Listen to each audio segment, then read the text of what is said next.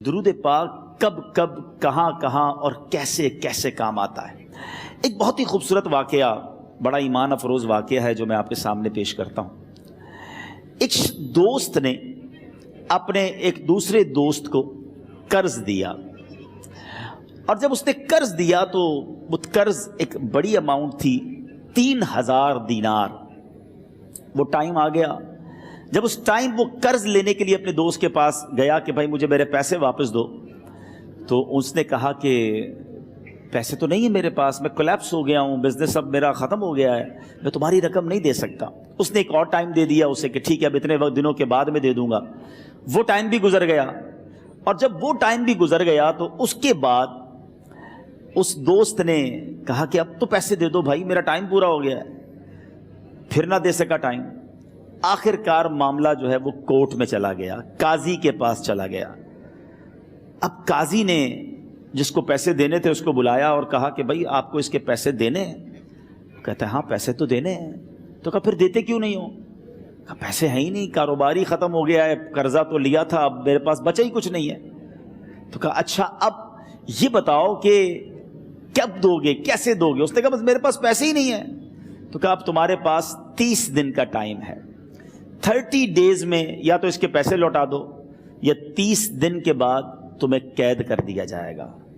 یہ شخص اب گھر آیا، پیسے تو تھے نہیں، مگر شاید علماء نے لکھا کتابوں میں، یہ واقعہ کئی بڑی بڑی کتابوں میں لکھا اور درود پاک کے فضائل کی بڑی بڑی کتابوں میں لکھا، اور اس شخص نے سوچا کہ اس نے ایک حدیث پاک پڑھی ہوئی تھی کہ جس میں یہ نبی پاک علیہ الصلوۃ والسلام نے فرمایا ہے، جس کا مضمون ہے کہ جو شخص پریشان ہو، مصیبت زدہ ہو، اسے چاہیے کہ مجھ پر کثرت سے درود پاک پڑھے، کیونکہ درود پڑھنا مصیبتوں اور پریشانیوں کو لے جاتا ہے۔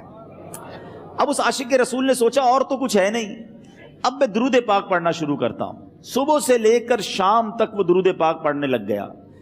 27 دن گزر گئے، only 3 days left، 3 دن باقی تھے قاضی کے پاس جانے میں۔ 27 دن گزر گئے درود پڑھتے پڑھتے۔ جب 28ویں رات آئی تو آنکھیں تو بند ہوئیں، مگر خواب میں اسے ایک آواز آئی، گھبراؤ نہیں، تمہارا قرضہ ادا کر دیا جائے گا، تمہارا مسئلہ سالو ہو جائے گا۔ صبح اٹھتا ہے، درود پاک پڑھ رہا ہے، مگر کہتا ہے یہ آواز سے تو مسئلہ حل نہیں ہوگا، پیغام کیا ہے اسے سمجھ نہ آیا۔ 28واں دن گزر گیا، 29ویں رات آ گئی، مگر اب آنکھیں بند ہوئیں اور قسمت جاگ اٹھی۔ نبی پاک صاحب لولاک صلی اللہ تعالیٰ علیہ وسلم خواب میں تشریف لائے، اور پیارے آقا صلی اللہ تعالیٰ علیہ وسلم نے فرمایا گھبراؤ نہیں، علی بن عیسیٰ وزیر کے پاس جاؤ، وہ تمہارا قرضہ ادا کر دے گا۔ اب یہ عاشق رسول صبح اٹھا تو ویری فریش، حشاش بشاش کہ اب تو کام ہو گیا، نبی پاک نے خواب میں آ کر بشارت دی ہے۔ مگر پھر ذہن میں سوال آیا کہ علی بن عیسیٰ کے پاس جاؤں گا تو ثبوت کیا ہے، پروف کیا ہوگا؟ میں جا کر اس کو کہوں گا کہ میرا قرضہ دے دو تو ایسے تو قرضہ نہیں دے دینا، اور میں نے اس کو کہا کہ مجھے نبی پاک نے خواب میں کہا ہے، اور اس نے اگر مجھ سے کوئی نشانی مانگی تو میں نشانی کیا دوں گا؟ آخری دن تھا، 29واں دن تھا، وہ بھی درود پڑھتے پڑھتے گزر گیا۔ 30th نائٹ آ گئی، صبح وہ دن ہے جب عدالت میں جانا ہے۔ اب اس رات پھر نبی پاک علیہ الصلوۃ والسلام خواب میں تشریف لائے، اور آقا علیہ الصلوۃ والسلام نے فرمایا کہ علی بن عیسیٰ وزیر کے پاس جاؤ، وہ تمہارا قرض ادا کر دے گا۔ کہ حضور چلا تو جاؤں گا، لیکن اگر وزیر نے مجھ سے کوئی نشانی طلب کی تو میں کیا جواب دوں گا؟ پیارے آقا علیہ الصلوۃ والسلام نے کمال کا ارشاد فرمایا کہ علی بن عیسیٰ سے کہنا کہ تم روزانہ فجر کی نماز کے بعد 5000 بار درود پاک پڑھتے ہو، یہ راز فقط تم جانتے ہو اور تمہارا رب جانتا ہے۔ اب یہ جب صبح اٹھا تو ایک نشانی بھی مل چکی تھی۔ عدالت میں جانے سے پہلے وزیر کے دربار میں پہنچ گیا، اسے یہ ڈر تھا کہ آج پیسے نہ لوٹائے تو سزا ہو سکتی ہے۔ جب وزیر کے دربار میں پہنچا تو وزیر اپنے مشیروں کے ساتھ بیٹھا تھا۔ کہا مجھے آپ سے بات کرنی ہے۔ کہا بتاؤ کیا بات کرنی ہے؟ کہا میں ایک پیغام لایا ہوں آپ کے لیے۔ اچھا کس کا پیغام لائے ہو؟ کہا میں نبی پاک جناب محمد مصطفیٰ صلی اللہ تعالیٰ علیہ وسلم کا پیغام لایا ہوں۔ وہ عاشق رسول وزیر تھا، کہتا بتاؤ میرے آقا نے کیا پیغام دیا ہے؟ کہا حضور میں 3000 دینار کا مقروض ہوں، آج آخری دن ہے اور میرے آقا نے مجھے بشارت دی ہے کہ آپ سے کہوں کہ آپ میرا قرض ادا کر دیجئے۔ علی بن عیسیٰ کہتا ہے کوئی ثبوت ہے آپ کے پاس؟ ہے کوئی دلیل بھی ہے آپ کے پاس؟ میں کیسے مان لوں کہ آپ کو نبی پاک علیہ الصلوۃ والسلام نے بھیجا ہے؟ عاشق رسول کہتا ہے خالی ہاتھ نہیں آیا، میرے آقا نے مجھے دلیل بھی عطا فرمائی ہے، مجھے ایک ایویڈنس بھی دیا ہے، اور پروف یہ ہے حضور کہ آپ روزانہ صبح فجر کی نماز کے بعد نبی پاک صلی اللہ تعالی علیہ وسلم کی بارگاہ میں درود و سلام کا نذرانہ پیش کرتے ہیں۔ جب تک 5000 کا عدد پورا نہیں ہوتا آپ اس وقت تک کسی اور سے بات نہیں کرتے، اور اے وزیر صاحب یہ راز صرف آپ کو پتا ہے اور آپ کا رب جانتا ہے۔ اللہ اکبر، وہ وزیر تو جس کو کہے نا جھوم اٹھا، ایسا عاشق رسول وزیر تھا جو روزانہ صبح 5000 درود پڑھتا ہو، اس کی تو عید ہو گئی نا۔ وہ کہتا ہے مرحبا یا رسول اللہ، میرے آقا نے میرے درود قبول کر لیے، اس سے بڑھ کر میرے لیے سعادت کیا ہوگی۔ اب یہ وزیر اپنے سیٹ سے اٹھتا ہے، اپنے کمرے میں جاتا ہے، تھوڑی دیر بعد واپس آ کر اس عاشق رسول کے ہاتھ میں 3000 دینار رکھ کر کہتا ہے حضور پہلے 3000 دینار تو نبی پاک کا حکم کی میں ادب سے بجا لاتا ہوں، میرے آقا نے جو حکم فرمایا یہ 3000 دینار آپ کو پیش کرتا ہوں، حضور ایک اور 3000 دینار لیجئے۔ میرے گھر آپ آئے، اتنی اچھی خبر سنائی، آپ نے قدم رنجا فرمایا، یہ 3000 اس کا نذرانہ ہے، اور ایسا کیجئے 3000 اور لیجئے، اس سے اپنے بچوں کے لیے کچھ چھوٹا موٹا کام شروع کیجئے اور ایک وعدہ کر کے جائیے، آج کے بعد زندگی میں آپ کو جب بھی کوئی کام پڑے میں آپ کا بھائی ہوں، مجھے یہ خدمت کا موقع دیجئے گا۔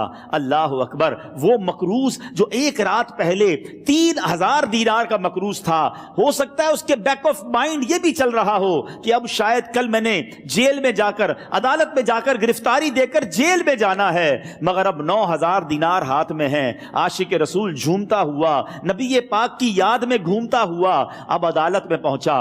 عدالت میں everybody expecting over there کہ آج اس نے آنا ہے اور آ کر کہنا یہی ہے کہ پیسے تو نہیں ہیں، گرفتار کر لو، مگر جا کر اس عاشق رسول نے 3000 دینار جج صاحب کے ہاتھ میں رکھ دیے۔ قاضی کہتا ہے پہلے تو یہ بتاؤ پیسے آئے کدھر سے؟ تم تو کہتے تھے غریب ہوں، تم تو کہتے تھے کاروبار نہیں ہے، ایک مہینے میں اتنی بڑی رقم کا انتظام کیسے ہو گیا؟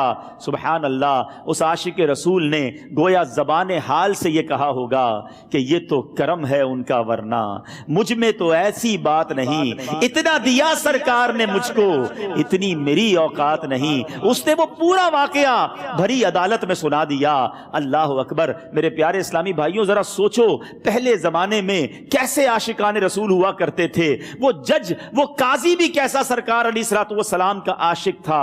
اپنی سیٹ سے اٹھتا ہے، بھرے دربار میں بھری عدالت میں وہ اپنے چیمبر میں اپنے کمرے میں جاتا ہے، اور تھوڑی دیر بعد واپس آ کر اس کے ہاتھ میں بھی 3000 دینار ہیں، اور وہ 3000 دینار جو ہے وہ اس عاشق رسول کے ہاتھ میں رکھتا ہے کہ سارا ثواب علی بن عیسیٰ کیسے لے جائے، میں بھی تو نبی پاک کا غلام ہوں، میں تمہارا قرضہ میں ادا کرتا ہوں۔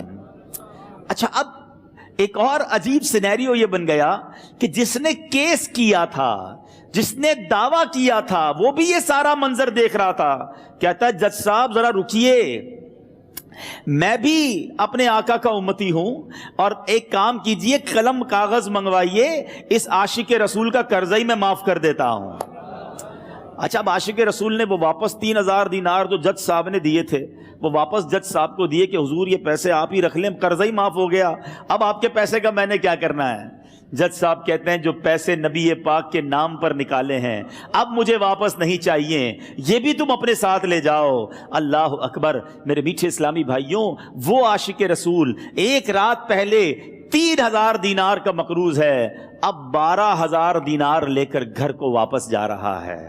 اس ایک واقعے کے اندر جو ہم سب کے لیے درس ہے، جو ہم سب کے لیے پیغام ہے، شاعر لکھتے ہیں نا، دکھوں نے تم کو جو گھیرا ہو تو درود پڑھو، दुखों ने तुमको जो घेरा हो तो दुरूद पढ़ो, जो हाजिरी की तमन्ना हो तो दुरूद पढ़ो। आज हम बहुत सारी प्रॉब्लम्स में होते हैं। यहां भी हो सकता है मेरा कोई भाई बीमार बैठा हो, कोई कर्जे में डूब गया हो, किसी का कोई बिजनेस प्रॉब्लम चल रहा हो, कोई फैमिली इशू में डिस्टर्ब हो। आप किसी भी प्रॉब्लम में हैं, खुदा की कसम दुरूद पाक ऐसा वजीफा है। लोग बहुत सारे वज़ाइफ पूछते रहते हैं, बहुत सारे जनाब वज़ाइफ के बारे में मालूमात करते रहते हैं। सच्ची बात यह है, हर दर्द की दवा है सल्ले अला मुहम्मद। हर दर्द की दवा है सल्ले अला मुहम्मद। तावीज़ हर बला है सल्ले अला मुहम्मद। तो खुदारा अपनी ज़िंदगी में दुरूद पाक को शामिल कर लीजिए और आप बिलीव करें, जब आपने कसरत से दुरूद पाक पढ़ने शुरू कर दिए, आप अपनी आंखों से देखेंगे आपके प्रॉब्लम दूर हो रहे हैं, आपकी सेहत अच्छी हो रही है, आपके कर्जे उतरने शुरू हो गए हैं, रोजगार में आपके बरकत होना शुरू हो जाएगी, आपके चेहरे पे नूर आना शुरू हो जाएगा, आपकी जबान में असर आना शुरू हो जाएगा।